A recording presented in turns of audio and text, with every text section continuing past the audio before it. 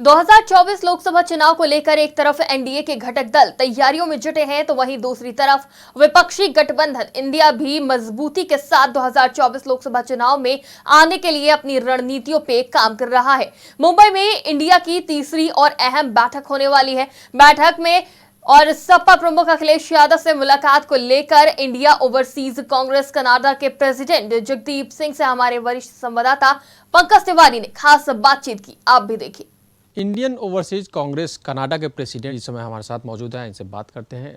जगदीप जी, भारत में जिस तरह की स्थिति बनी हुई है, आने वाले वक्त में 2024 लोकसभा चुनाव है, ऐसे में एनडीए जो गठबंधन है और एनडीए के खिलाफ जो विपक्षी एकता का जो गठबंधन है, अलायंस तैयार किया गया है इंडिया, इसकी मीटिंग महाराष्ट्र में होने जा रही है, तीसरी मीटिंग है। लेकिन अभी तक प्रधानमंत्री पद के लिए कौन सा चेहरा होगा, ये अभी क्लियर होकर सामने नहीं आया। पहले तो मैं सबको नमस्कार और आदाब और सत श्री अकाल बोलता हूँ। और दूसरी बात है, जो आपका प्रश्न है कि हमारे इंडिया का कौन प्रधानमंत्री चेहरा आएगा, ये इस वक्त हमारा मकसद प्रधानमंत्री चेहरे से नहीं है। इस वक्त जो हमारा मकसद है वो बेसिकली अलायंस को कैसे फॉरवर्ड करके लेके जाना है, क्या क्या स्ट्रैटेजीज़ बनानी है, अंडरस्टैंडिंग करनी है, कौन कौन कहाँ से लड़ेगा या क्या है। पॉइंट हम लोगों का है इस वक्त हम एक प्लानिंग मोड में है।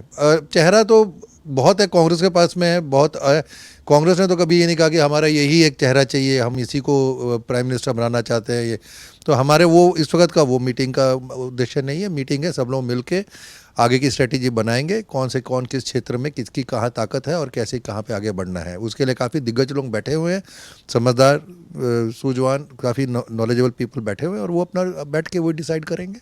जी, देखा जाए तो लोकसभा चुनाव में उत्तर प्रदेश विशेष स्थान रखता है। 80 सीटें हैं यहाँ पे, और माना जाता है कि दिल्ली में केंद्र में सरकार अगर जो बनाना है तो वो रास्ता उत्तर प्रदेश से ही तय किया जाता है। ऐसे में आप राजधानी लखनऊ में हैं और आज सपा सुप्रीमो अखिलेश यादव से भी आपकी मुलाकात हुई है। क्या कुछ रणनीति बन रही है यूपी के लिए?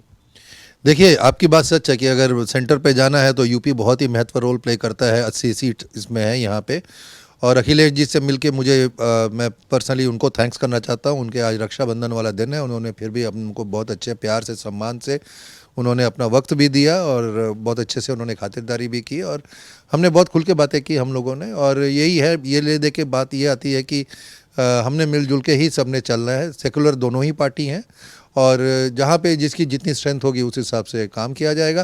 पर हम एज अ कॉमन पर्सन हम यही कह सकते हैं कि भैया कि यूपी की जनता को समझना पड़ेगा कि इस बार जो महंगाई है, या जो आपने सब्जियों के रेट इतने बढ़ गए थे, या जो अनएम्प्लॉयमेंट इतनी है, जो गरीब तबका है वो और गरीब हो गया है, ये सब यूपी की जनता को डिसाइड करना है, देखना है कि कांग्रेस ने अपने टाइम में कितनी डेवलपमेंट दी है। देख लीजिए, आपके सामने में कांग्रेस अभी से नहीं, जब से आज़ादी के टाइम से डेवलपमेंट दी जा रही है।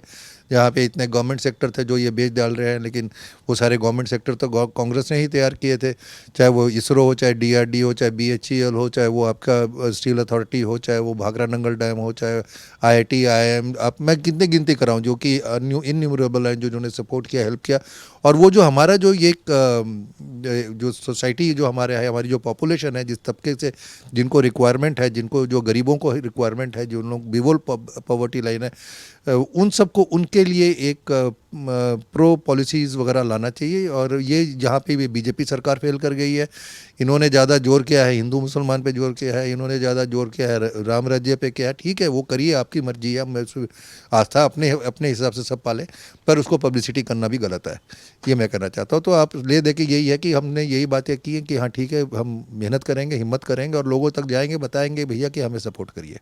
दो गठबंधन बन गए हैं, एनडीए अलायंस बना और इंडिया अलायंस बना, लेकिन बसपा जो है वो कह रही है कि किसी भी गठबंधन में शामिल नहीं होंगे, अकेले चुनाव लड़ेंगे। ऐसे में यूपी में जो समीकरण कहता है वो ये कहता है कि पीडीए कहीं भी खेल बिगाड़ सकती है। क्या लग रहा है कि मायावती इंडिया की तरफ जाएंगी या फिर एनडीए की तरफ? देखिए, हम तो चाहते हैं कि मायावती इंडिया की तरफ आएँ। मायावती भी सेकुलर पार्टी की हैं, काफ़ी खुले, बहुत ही समझदार, बहुत ही नॉलेजेबल, बहुत ही अच्छी लेडी हैं, नो डाउट अबाउट इट। और हम यही उम्मीद करेंगे, और ये हमें बहुत उम्मीद भी है कि वो इंडिया की तरफ में ही आएंगी, क्योंकि इंडिया बहुत मजबूत बन के एक अच्छी पार्टी उभर के आ रही है। जी, देखा जाए तो राहुल गांधी इस समय पूरे एक्शन मोड में चल रहे हैं और जो कर्नाटक का दौरा आज का रहा है वो भी काफ़ी महत्वपूर्ण रहा है। ऐसे में कांग्रेस जो अपना विजन लेके चल रही है और सबसे प्रमुख पार्टी के तौर पे इंडिया में वो घटक दलों में है, तो ऐसे में कांग्रेस की मजबूती के लिए बाकी और क्या कुछ कवायद की जा रही है?